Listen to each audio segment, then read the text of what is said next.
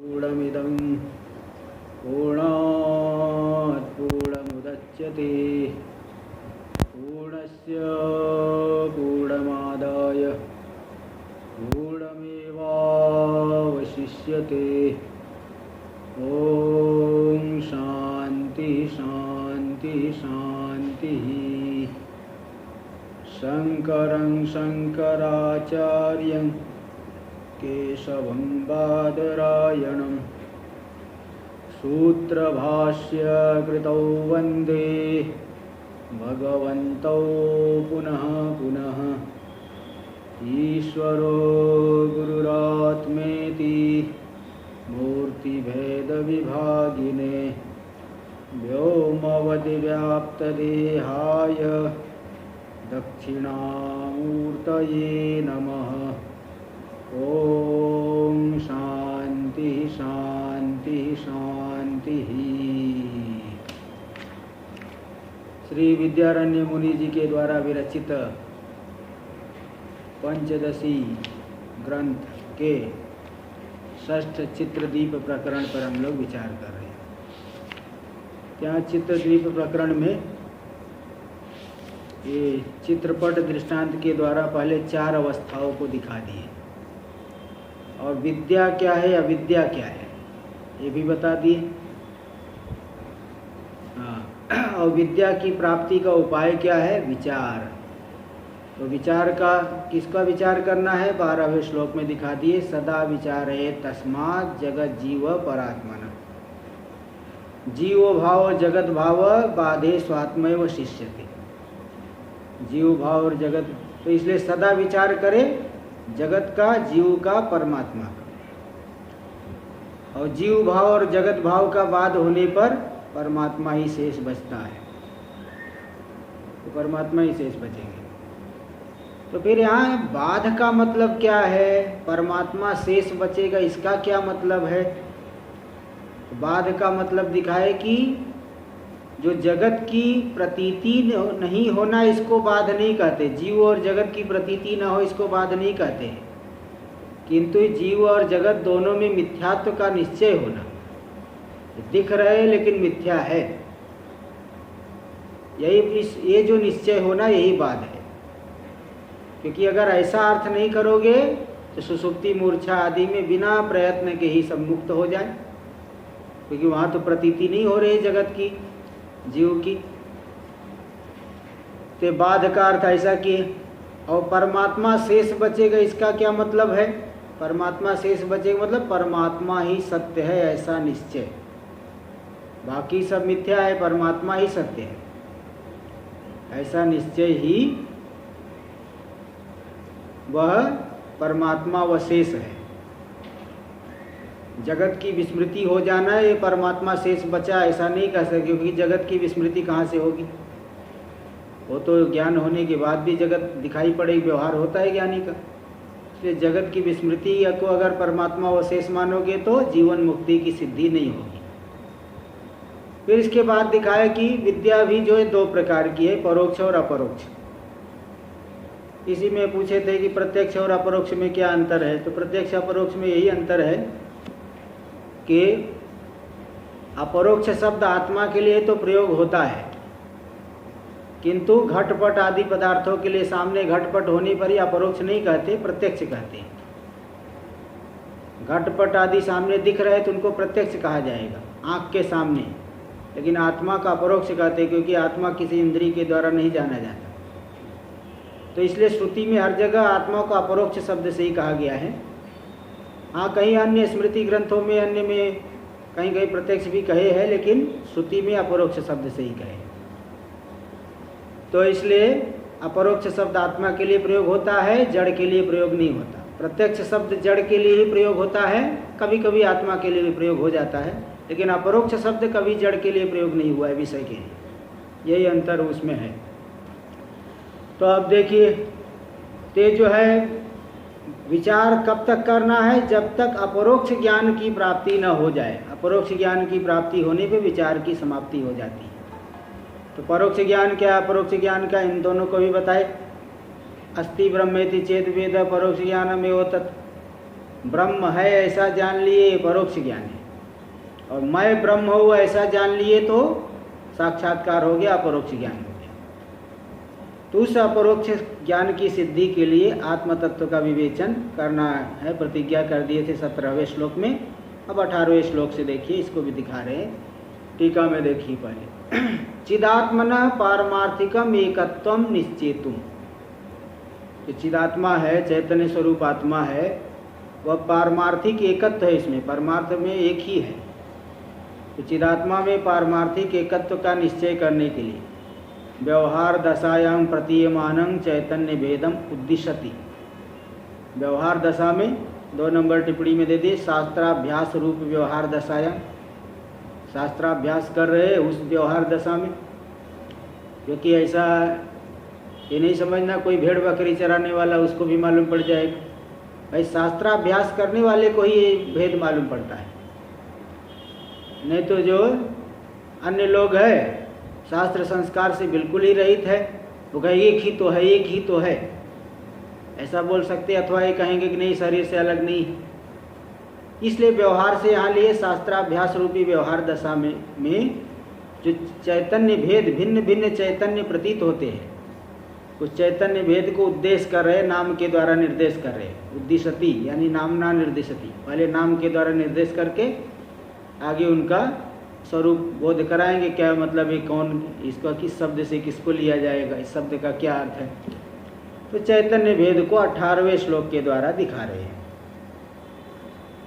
कूटस्थो ब्रह्म जीवेशा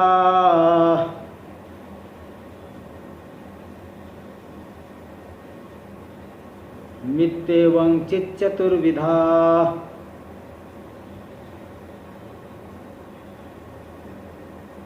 घटाकाश महाकाशौ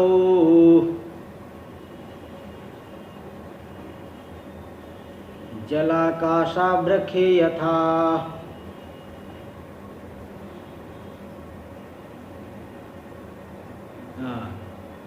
चित चतुर्विधा, चैतन्य 4 प्रकार के हैं।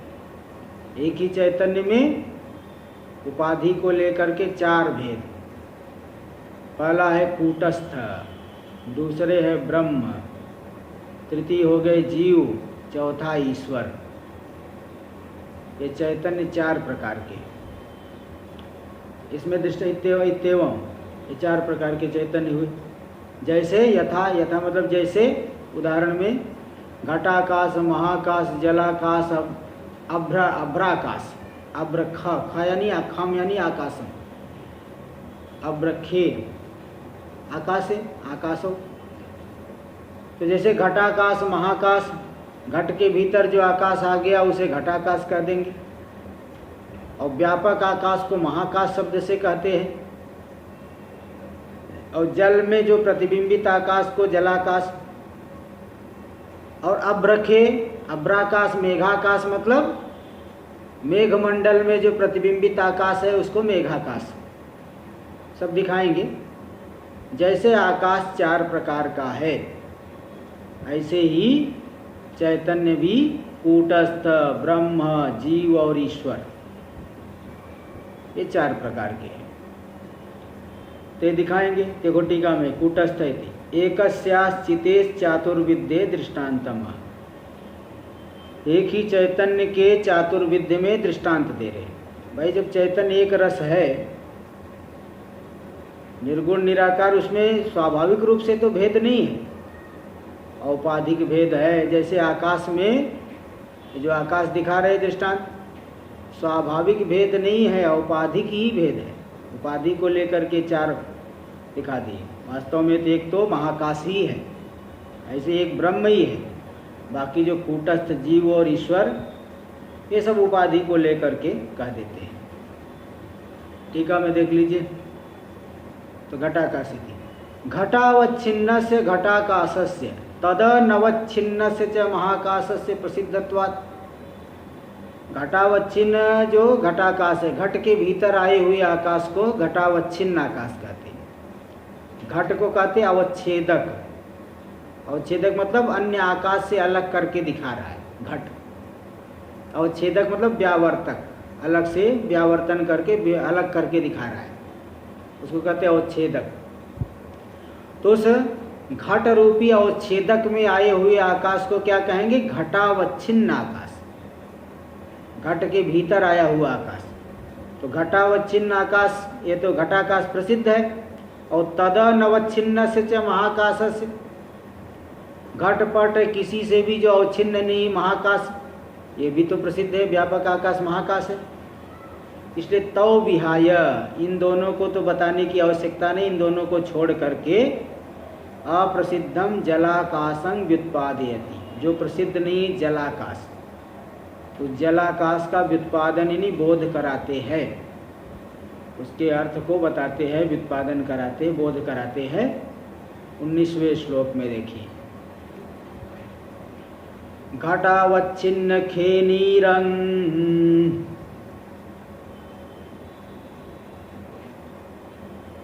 यत्तत्र प्रतिबिंबितः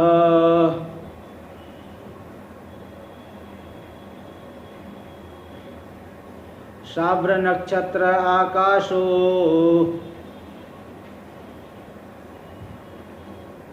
जलाकाश उदीर्यते।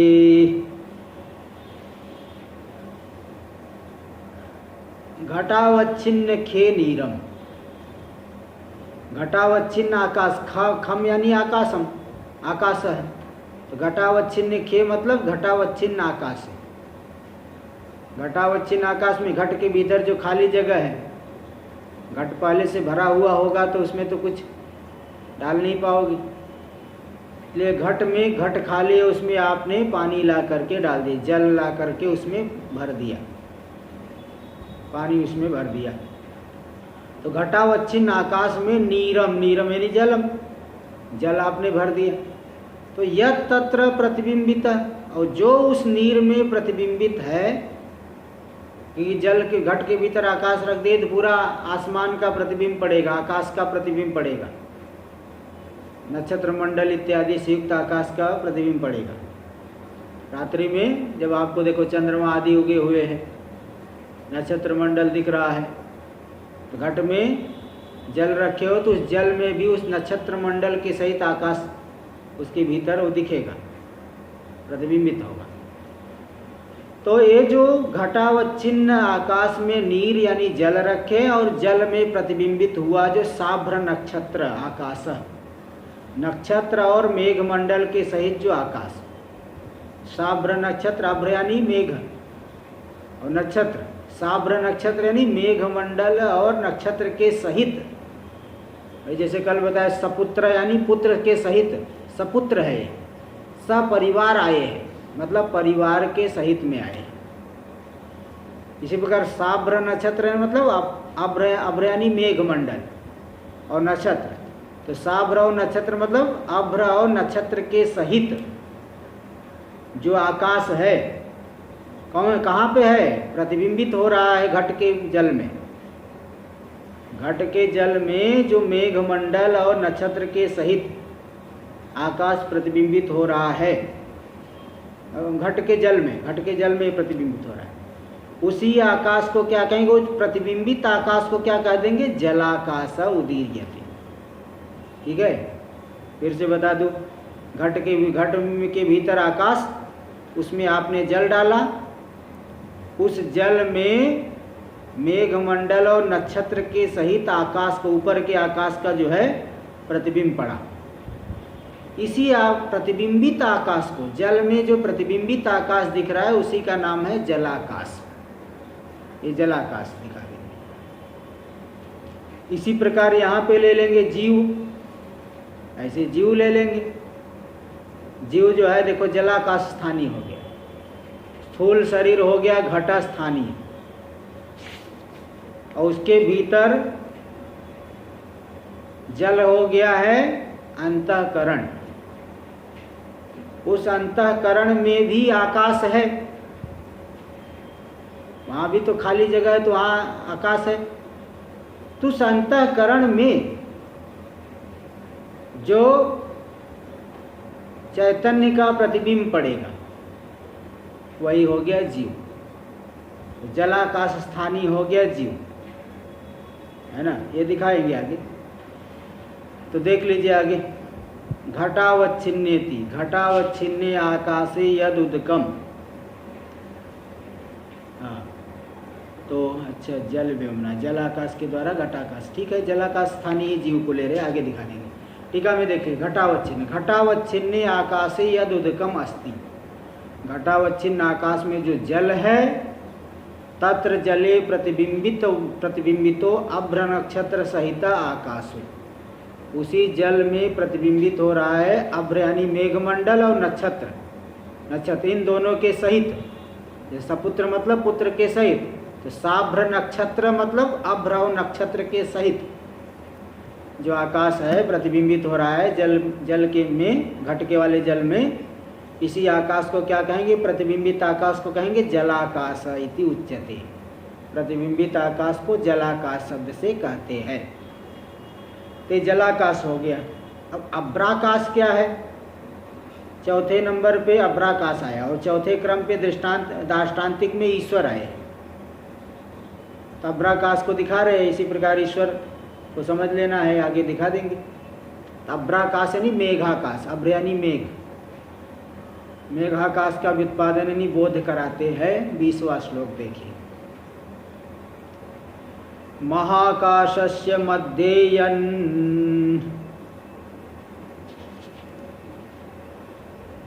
मेघमण्डलमीक्षते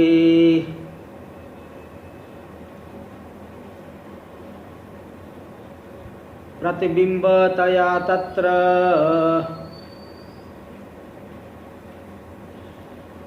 मेघाकाशो जले स्थितः।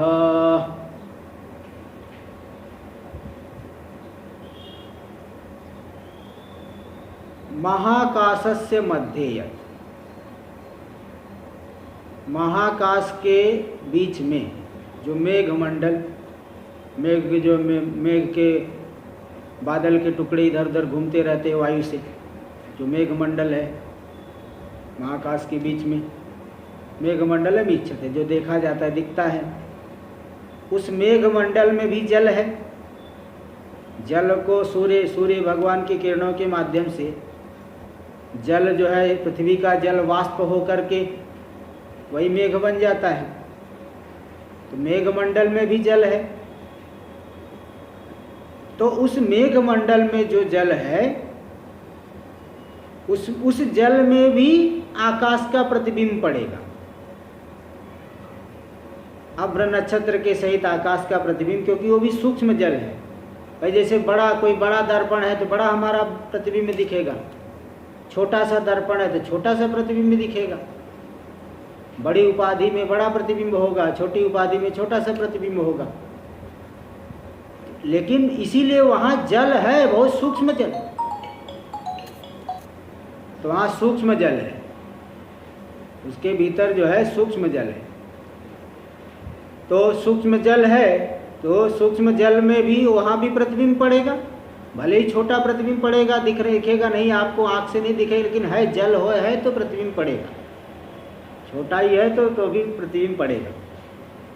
इसलिए जो महाकाश के बीच में मेघमंडल दिखता है, उसमें प्रतिबिंब रूप से जो मेघाकाश, प्रतिबिंबतया तत्र मेघाकाशो जले स्थित, प्रतिबिंब रूप से उस जल में मेघाकाश स्थित है, प्रतिबिंबित होकर के। तो वहाँ बस वही लेना है।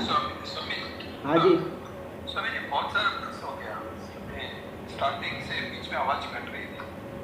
अच्छा, हाँ, 20वें श्लोक में अभ्राकाश यानी मेघाकाश का व्युत्पादन कर रहे हैं कि महाकाश के बीच में, महाकाशस्य मध्येयन मेघमंडलम ईक्षते प्रतिबिंबतया तत्र मेघाकाशो जले स्थित।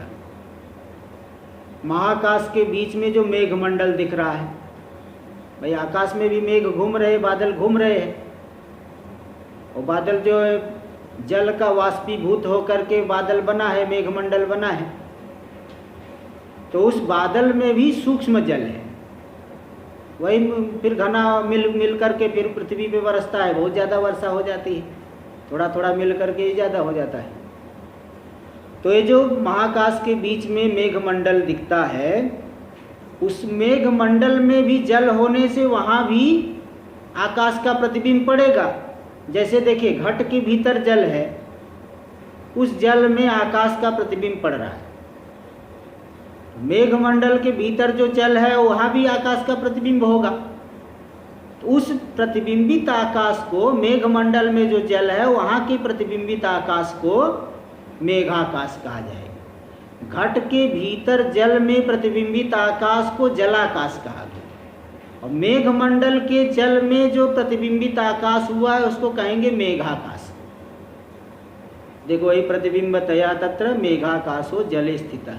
देखो इसका इसलिए टीका में दे रहे महाकाशस्येति तत्र मेघमंडले यत् जलम, मेघमंडल में जो जल है उस जल में जो प्रतिबिंबित रूप से मेघाकाश हो रहा है, उस प्रतिबिंबित मेघाकाश को, प्रतिबिंबित आकाश को मेघाकाश कह देंगे। मेघमंडल में जो जल, उसमें प्रतिबिंबित आकाश का ही नाम पड़ता है मेघाकाश। जैसे जलाकाश में क्या दिए थे, घट के भीतर जो जल, उसमें प्रतिबिंबित आकाश को जलाकाश कहा गया। बस ऐसे यहाँ समझना। तो बोले वहाँ पे कैसे प्रतिबिंब होगा। देखो अभी यही शंका समाधान, थोड़ा शंका कर रहे। ननु मेघ जल से अप्रतीयमानत्वात् न वसस तत्र कथम प्रतिबिंबितत्व ज्ञानम। मेघमंडल जो प्रतिमान तो नहीं हो रहा है, मेघमंडल में मेघ जल से अप्रतीयमानत्वात्, मेघ में जल तो नहीं दिखाई पड़ता है। मेघ में अभी कभी कभी जो है, जैसे विमान से यात्रा करते हैं, आप लोग करते हैं, तो देखो मेघमंडल के ऊपर विमान उड़ता है। मेघमंडल यहाँ से तो हम लोगों को ऊपर दिख रहा है, विमान से वो में जो ऊपर से नीचे दिखेगा वो, तो वहाँ जल तो नहीं दिखाई पड़ता। ऐसे ही एक के ऊपर एक आकाश जो है, मेघ जो है एक के ऊपर एक जो है वह तह जमा के बैठे हुए हैं, ऐसा दिखता है, लेकिन वहाँ जल तो नहीं दिखाई पड़ता। इसलिए मेघ जल से अप्रतीयमानत्वात् न भसस तत्र कथम प्रतिबिंबितत्व ज्ञानम। मेघ में जल तो नहीं दिख रहा है, इसलिए वहाँ पे उस जल में आकाश प्रतिबिंबित होगा। आकाश प्रतिबिंबित हुआ है, आकाश के प्रतिबिंब का ज्ञान कैसे होगा, प्रतिबिंबितत्व का ज्ञान कैसे होगा। इत्याशंक्या, ऐसी आशंका का उत्थापन करके अब दिखा रहे हैं कि वो मेघाकाश कैसे जो है, तो आज जल को बताएंगे। जल है 21वें श्लोक में दे रहे हैं। मेघांश रूप मुदकं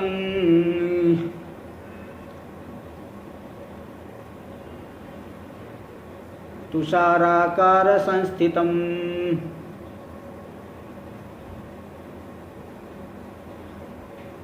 तत्र ख प्रतिबिंबोऽयं नीरत्वादनुमीयते।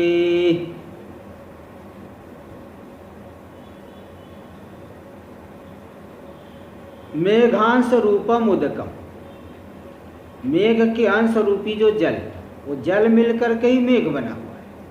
तो मेघ का अंश रूपी जो जल तुषाराकार, तुषार जो है जैसे कोहरा बोलते हैं ना, तुषार हो, बर्फ को भी बोलते हैं तुषार। तो एकदम पतला जो है कोहरा के रूप में अथवा जो है बर्फ के रूप में वो वहाँ पे जल संस्थित है। इसलिए कहीं कहीं जो है बर्फ की वर्षा होती है, ओले भी गिरते हैं कहीं कहीं। जल तो है ही, जल तो वृष्टि होती है, बर्फ कहीं कहीं ठंडे प्रदेशों में गिरेगी, इसलिए बर्फ देखने के लिए लोग जब जाते हैं। एक बार मैं गौमुख में गया था, स्नान किया, स्नान करने के बाद जैसे ही तभी बर्फ की वर्षा होने लगी, एकदम पतला पतला बर्फ, मतलब जैसे रुई जैसा होता है ना, रुई का एक रुई के जैसा वो बर्फ गिरने लगा। वो तो केवल कपड़े को ऐसे झाड़ दो तो गिर जाएगा नीचे, कपड़ा गीला नहीं होता उससे, तुरंत झाड़ दो तो कपड़ा वो नीचे गिर जाएगा। तो ये जो मेघ का अंश रूपी जो जल है तुषार के आकार का, वो बर्फ जो है कोहरा रूप में अथवा बर्फ रूप में जो उस आकार से संस्थित है, वही जो है ज़्यादा ठंडा हो जाएगा तो बर्फ बन जाता है छोटे छोटे, इसलिए ओले गिरते हैं।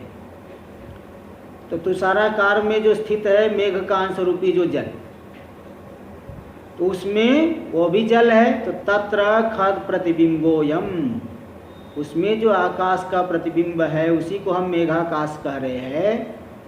उसका ज्ञान कैसे होगा, प्रत्यक्ष तो नहीं दिखेगा क्योंकि जल वहाँ बहुत सूक्ष्म है, नीरत्वाद अनुमीयते, नीरत्व को हेतु बना करके उस जल में आकाश के प्रतिबिंब का अनुमान कर लिया जाएगा। अब अनुमान दिखाएंगे, अभी दिखा रहे हैं अनुमान का स्वरूप क्या है, ये दिखाएंगे, टीका में दे रहे हैं। देख लीजिए, मेघांसे थी मेघस्थ जलस्य प्रत्यक्षेण अनुपलम्भेपि, मेघ में स्थित जो जल है प्रत्यक्ष उसकी उपलब्धि नहीं होती है। प्रत्यक्षेण अनुपलम्भेपि वृष्टि लक्षण कार्येण मेघे, मेघ में स्थित जल प्रत्यक्ष नहीं दिखने पर भी वृष्टि रूपी कार्य के द्वारा मेघे तदुपादानम उदकम, मेघ में उस जो है जो वृष्टि का उपादान जो जल है, जल होगा तभी वृष्टि होगी। वृष्टि रूपी कार्य के द्वारा उसमें मेघ में जल का अनुमान हो जाता है। मेघे तदुपादानम उदकम सूक्ष्मावयव रूपम, एकदम सूक्ष्म अवयव वाला जल है। वो जैसे कोहरा होता है ना, उसी प्रकार तुषार के आकार का स्थित है। तुषार का अर्थ को हाँ वही स्नोफॉल बोलते हैं। तो जो उसका उपादान उदक है सूक्ष्म अवयव रूपम अस्ति, तो वृष्टि का उपादान जो जल है सूक्ष्म अवयव रूपी जल उसमें है, इसका अनुमान कर लिया जाता है। बोले किसके द्वारा अनुमान करोगे? अनुमान करने के लिए तो हेतु चाहिए, बिना हेतु की तो अनुमान होता नहीं। तो बोले देखो उदकत्वेन एव लिंगेन, जैसे धूम को देख करके वहनी का अनुमान होता है, पर्वतो वहनीमान धूमात, इसी प्रकार यहाँ अनुमान करने के लिए हेतु क्या है? उदक, उदकत्व हेतु। उदकत्वेन लिंगेन प्रतिबिंबवत्वम अपि, उदकत्व को हेतु, उदकत्व मतलब जलत्व, उदक यानी जल, उदकत्व मतलब जलत्व। उदकत्वेन लिंगेन प्रतिबिंबवत्वम अपि, उसमें प्रतिबिंबवत्ता का भी अनुमान कर लेंगे। वृष्टि रूपी कार्य को देख करके जल का अनुमान कर लेंगे, उस जल में जलत्व रूपी हेतु रहने से प्रतिबिंब का भी अनुमान कर लेंगे। देखो अनुमान का स्वरूप, विमतम जलम आकाश बिंबवद भवितुम अर्हति, ये जो जल है आकाश के प्रतिबिंब वाला होने के योग्य है। बिंब यानी प्रतिबिंब यहाँ लेना, या किसी पुस्तक में प्रतिबिंब पाठ होगा, जानते कुछ और मान रहा है। इसलिए वहाँ पे विमत जो जल है आकाश के प्रतिबिंब वाला होने के योग्य है, क्योंकि जलत्व तो उसमें रहता है घटगत जल के समान। जैसे घट में जल है तो प्रतिबिंब है आकाश का, इसी प्रकार वह मेघमंडल में जो जल उसमें जलत्व हेतु है, वो उसमें भी प्रतिबिंब मानना पड़ेगा। इत्यनुमानेन मेघांश रूपे जलेपि आकाश प्रतिबिंब सद्भाव अवगम्यते, इस अनुमान के द्वारा मेघ के अंश रूपी जल में भी आकाश के प्रतिबिंब का सद्भाव मालूम पड़ता है। आकाश का प्रतिबिंब वहाँ भी है, देख लीजिए। एवं दृष्टांत भूतम आकाश चतुष्टयम व्युत्पाद्य, दृष्टांत चार जो है आकाश है, इस चारों आकाशों का व्युत्पादन यानी बोध करा के, ज्ञापन करा के, उसमें से दो आकाश तो अत्यंत प्रसिद्ध है, घटाकाश और महाकाश। महाकाश यानी व्यापक आकाश, घटाकाश मतलब घट उपाधि से परिचिन्न आकाश। इस तरह से दोनों आकाश, चारों आकाशों का व्युत्पादन करा के दार्ष्टान्तिके प्रथमोद्दिष्टम कूटस्थम व्युत्पादयति, दार्ष्टान्तिक में जो सबसे पहले जिसका निर्देश किया गया है, उद्दिष्टम मतलब निर्दिष्टम, नाम निर्देश किया गया है कूटस्थ, उस कूटस्थ का व्युत्पादन करा रहे, बोध करा रहे। कूटस्थ शब्द से किसको लिया जाता है? घटाकाश स्थानीय है कूटस्थ, कूटस्थ से किसको लेंगे? सुने तो बहुत हो, तो बता रहे, देखिए 22वां श्लोक। अधिष्ठान तया देह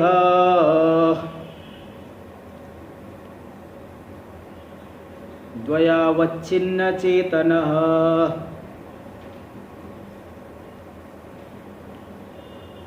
कूटवन्निर्विकारेण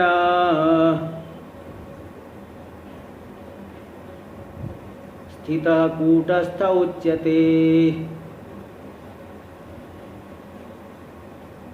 अधिष्ठान तया देह द्वयावच्छिन्न चेतन, जो अधिष्ठान होने से दोनों देहों से अवच्छिन्न चेतन है। मतलब दोनों देहों की कल्पना जिस चेतन में हुई है। देखिए, व्यापक चैतन्य में देह तो कल्पित हुए नहीं है, व्यापक तो बहुत बड़ा है, देह तो कितना छोटा है। जैसे आप कहाँ रहते हो, अब हम कहेंगे ब्रह्मांड में रहते हैं, पूरे ब्रह्मांड में हमारा शरीर तो रहेगा नहीं, किसी एक जगह पे रहेगा। हाँ, बताएंगे इस जगह पे मेरा घर है, इस कमरे में रहता हूँ, इस तरह से आप बताओगे। आप भी कोई पूछेगा आपसे कि आप कहाँ रहते हो, तो आप बताओगे भाई इस शहर में, इस शहर के इस उपनगर में, इस एरिए में, इस बिल्डिंग के जो है फिफ्थ फ्लोर, सिक्स्थ फ्लोर, उसका रूम नंबर है। यहाँ तक आपको जाना पड़ेगा। तो मतलब शरीर हमारा परिच्छिन्न है, पूरे ब्रह्मांड में तो रहेगा नहीं, किसी एक विशेष जगह को दिखाना पड़ेगा, इस जगह पे हम रहते हैं। इसी प्रकार जो हमारा स्थूल शरीर और सूक्ष्म शरीर है, व्यापक में कहाँ रहेगा? व्यापक में नहीं, जहाँ स्थूल शरीर सूक्ष्म शरीर है वहाँ वाले चैतन्य में ही कल्पित हुआ है। चैतन्य व्यापक है किंतु चैतन्य उस जगह पे चैतन्य में कल्पित हुआ है। तो जो है अधिष्ठान रूप से जो देह, दो देह से अवच्छिन्न चेतन हुआ, जो दोनों देहों का अधिष्ठान रूपी चैतन्य है, वो हाँ, तो अधिष्ठान रूप से जो दो देह से अवच्छिन्न चैतन, वह कैसे स्थित है? कूट के समान निर्विकार है। जैसे कूट मतलब निहाई, कूट शब्द कई जगह प्रयोग होता है। अयोघन, अयोघन वही निहाई बोल रहा हूँ। शैल श्रृंग, पर्वत के शिखर को भी कूट कहते हैं। और शीरांग, हल का जो फाल होता है उसको भी कूट शब्द से कहते हैं। और ये कूट शब्द पुल्लिंग और पुल्लिंग और नपुंसक लिंग में चलता है, एक अमरकोश में दिखाए हैं। अयोघने शैल श्रृंगे शीरांगे कूटम स्त्रियाम। तो अयोघन जो है लोहार, जो लोहे के बर्तनों को बनाएगा, तो जिस लोहे पे पीट करके बनाता है उस लोहे को कूट, संस्कृत में कूट कहा जाता है, हिंदी में निहाई बोलते हैं। तो पीट करके बर्तन जो है उसका अलग अलग प्रकार, टेढ़ा है सीधा कर देगा, उसे गोल करना है तो गोल कर देगा। तो जिस बर्तन को हम बनाएंगे वो लोहा तो पीट के बदलेगा, लेकिन जिसके ऊपर रख करके पीटेगा वो कभी बदलता नहीं, निहाई कभी बदलता नहीं। तो कूट के समान जो निर्विकार रूप से स्थित है चैतन्य, और कैसा चैतन्य? दोनों शरीरों से अवच्छिन्न चैतन्य, दोनों शरीरों का अधिष्ठान होने से दोनों शरीरों से अवच्छिन्न है। अधिष्ठान जैसे देखिए रस्सी में सर्प है, तो हाँ उसको उस चैतन्य घट, देखो घट चैतन्य व्यापक है, घट देश में जो चैतन्य उसको कहेंगे घटावच्छिन्न चैतन्य। घट के देश में आया हुआ जो चैतन्य, अंतःकरण में आया तो अंतःकरणावच्छिन्न चैतन्य, और दोनों शरीरों में आया हुआ है तो देहद्वयावच्छिन्न चैतन्य, और वही अधिष्ठान भी है। अधिष्ठान रूप से जो दोनों शरीरों से अवच्छिन्न चैतन्य है वह सदा निर्विकार है। दोनों शरीरों में परिवर्तन होने पर भी, परिणाम आदि होने पर भी उसमें कोई विकार नहीं होता है। तो जो निर्विकार रूप से स्थित है चैतन्य, दोनों शरीरों का अधिष्ठान है, दोनों शरीरों से अवच्छिन्न है, ऐसे चैतन्य को कूटस्थ शब्द से कहते हैं। कूटवत् तिष्ठति इति कूटस्थ, निहाई के समान, कूट लोहे के समान एक रस रहता है, इसलिए कूटस्थ कहते हैं। टीका में देख लीजिए इसका अर्थ रहे। अधिष्ठानेति पंचीकृत भूत कार्यत्वेन, ये जो स्थूल शरीर है पंचीकृत भूतों का कार्य, और सूक्ष्म शरीर है अपंचीकृत भूतों का कार्य। इस बात को तो आप लोग जानते ही हैं। तो पंचीकृत अपंचीकृत भूत कार्यत्वेन स्थूल सूक्ष्म रूपस्य देहद्वयस्य, स्थूल रूप देह हो गया पंचीकृत भूतों का कार्य, सूक्ष्म शरीर हो गया पंचीकृत भूतों का कार्य। ऐसा जो दो देह है अविद्या कल्पित, अविद्या से कल्पित है, उसके आधारतया वर्तमानत्वेन, इन दोनों शरीरों के आधार रूप से, अधिष्ठान रूप से जो वर्तमान है, और ताभ्याम अवच्छिन्न, इनसे अवच्छिन्न है, क्योंकि सामान्य चैतन्य तो व्यापक, उसमें तो कोई ऐसा बिना किसी अवच्छेदक के अलग करके दिखा नहीं पाओगे। महाकाश को बिना किसी अवच्छेदक के अलग करके नहीं दिखा सकते। तो घट के भीतर है तो कह देंगे घटावच्छिन्न चैतन्य। इसी प्रकार दोनों शरीरों के भीतर है तो देह द्वयावच्छिन्न चैतन्य। ऐसा जो अवच्छिन्न आत्मा है कूटस्थ इति उच्यते, उन्हीं को कूटस्थ कहा जाता है। तत्र देखो 1 नंबर टिप्पणी में दे दे, देह द्वयावच्छिन्न चैतन्य, दोनों शरीरों से अवच्छिन्न चैतन्य में कूटस्थ शब्द प्रवृत्तो निमित्तम। कूटस्थ शब्द की प्रवृत्ति का निमित्त क्या है? क्योंकि कूटवत निर्विकारेण स्थितः कूटस्थ उच्यते, कूट के समान निर्विकार स्थित है, इसलिए उसे कूटस्थ कहते हैं, इसलिए कूटस्थ कर दिए। तो कूटस्थ शब्द का व्युत्पादन बोध करा दी। जो दोनों शरीरों से अवच्छिन्न है, दोनों शरीरों का अधिष्ठान है, सदा निर्विकार रूप से स्थित है, उसे कहते हैं कूटस्थ। ये तो हो गया। आगे एवं कूटस्थम व्युत्पाद। हाँ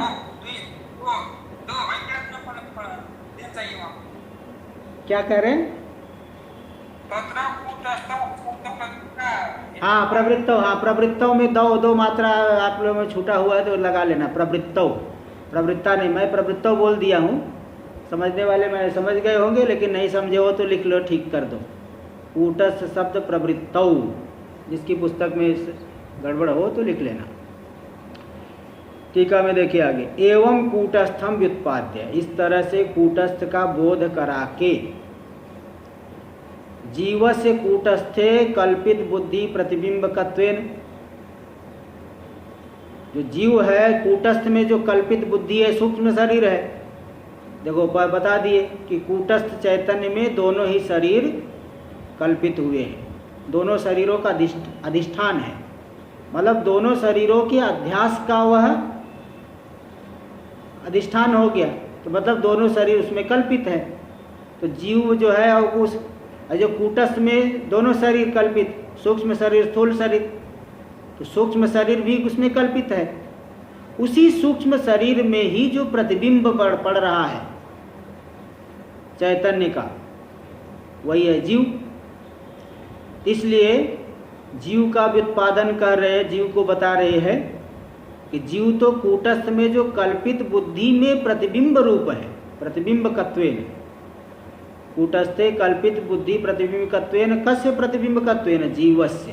जीव कूटस्थ में जो कल्पित है बुद्धि, क्योंकि पिछले श्लोक में बता दें कि दोनों शरीर कूटस्थ में ही कल्पित है, यानी सूक्ष्म शरीर भी कल्पित है।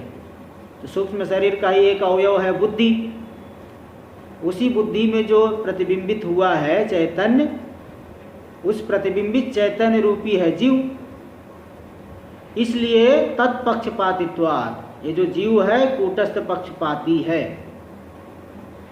कूटस्थ पक्ष में ही आता है, क्योंकि कूटस्थ में कल्पित बुद्धि का प्रतिबिंब होने से कूटस्थ में ही पक्षपात, कूटस्थ में ही आएगा, कूटस्थ के अंतर्गत ही आया जीव। इसलिए जीव के धर्म कूटस्थ में हमें मालूम पड़ते हैं, इसलिए तम व्युत्पादयति, ऐसे जीव। हाँ तो दे तो दिया ना, मैं तो बता तो दिया, कूटस्थ पक्षपातित्व जीवम व्युत्पादयति, वही तो मैं तत्पक्षपातित्व मतलब कूटस्थ पक्षपातित्व बता दिया मैं। जीव जो है कूटस्थ पक्षपाती है, तो कूटस्थ पक्षपाती होने से ऐसे जीव का व्युत्पादन कर रहे हैं, दे तो मैं बोल दिया था। तो तत्पक्षपातित्व मतलब कूटस्थ पक्षपाती है, क्योंकि कूटस्थ में बुद्धि, उसी बुद्धि में जीव प्रतिबिंबित है जीव, इसलिए जीव कूटस्थ पक्षपाती ही है, कूटस्थ के अंतर्गत ही है। ऐसे जो जीव का व्युत्पादन कर रहे हैं 23वें श्लोक में, जिसका विचार हम लोग अगले पाठ में करेंगे। अभी बीच में 2 दिन अनध्याय रहेगा, चतुर्दशी का क्षय होने से इस बार 2 ही दिन अनध्याय है, तो हम लोग अब मिलेंगे अगले 2 दिन अनध्याय के बाद। ओम पूर्णमदः पूर्णमिदं पूर्णात् पूर्णमुदच्यते पूर्णस्य पूर्णमादाय गूढमेवावशिष्यते। ॐ शान्ति शान्ति शान्तिः। शङ्करं शङ्कराचार्यं केशवं बादरायणं सूत्रभाष्यकृतौ वन्दे भगवन्तौ पुनः पुनः। ईश्वरो गुरुरात्मेति मूर्तिभेदविभागिने व्योमवद्व्याप्तदेहाय दक्षिणामूर्तये नमः। ॐ शान्ति शान्ति शान्तिः।